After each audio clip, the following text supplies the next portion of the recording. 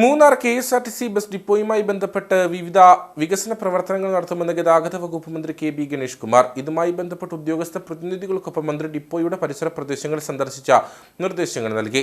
Electric charging station, വിശാലമായ cafeteria ഉൾപ്പെടെയുള്ളവയാകും ഇവിടെ ഒരുക്കുക.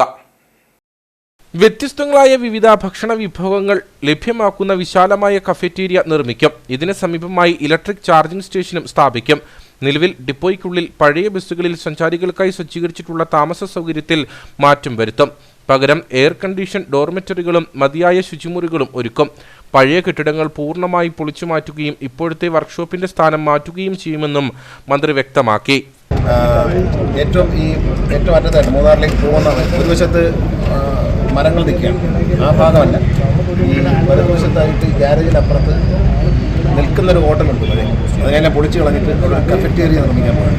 പല ഹോട്ടലുകൾ വരുത്തക്ക രീതിയിൽ ഒരു 4-5 റെസ്റ്റോറൻറ്റുകളൊക്കെ നടത്തക്ക രീതിയിലുള്ള കഫറ്റേരിയ ബ്ലോക്ക് പണി. അതിനപ്പുറത്ത് കാറ് ചാർജ് ചെയ്യാൻ, ഇലക്ട്രിക് കാറ് ചാർജ് ചെയ്യാനുള്ള ഒരു അനുവാദം കൊടുത്തിട്ടുണ്ട്.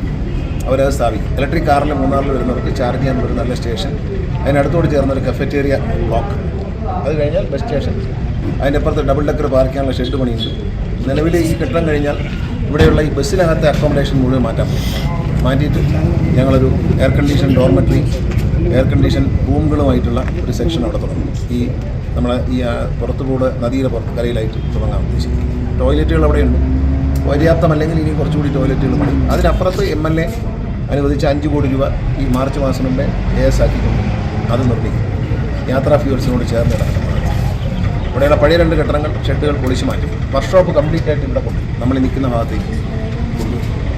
ഡിപ്പോയിലെ പഴക്കം ചെന്ന ബസ്സുകൾക്ക് പകരം പുതിയ ബസ്സുകൾ എത്തിക്കും. ഡിപ്പോയുടെ വികസന പ്രവർത്തനങ്ങൾക്കായി സർക്കാർ അനുവദിച്ചിട്ടുള്ള മറ്റൊരു 5 കോടി രൂപയുടെ നിർമ്മാണ പ്രവർത്തനങ്ങളും മൂന്നാറിൽ നടത്തുമെന്ന് മന്ത്രി വ്യക്തമാക്കി. വികസന പ്രവർത്തനങ്ങളുമായി ബന്ധപ്പെട്ട ഉദ്യോഗസ്ഥ പ്രതിനിധികൾക്കൊപ്പം മന്ത്രി ഡിപ്പോയുടെ പരിസര പ്രദേശങ്ങൾ സന്ദർശിച്ച നിർദ്ദേശങ്ങൾ നൽകി.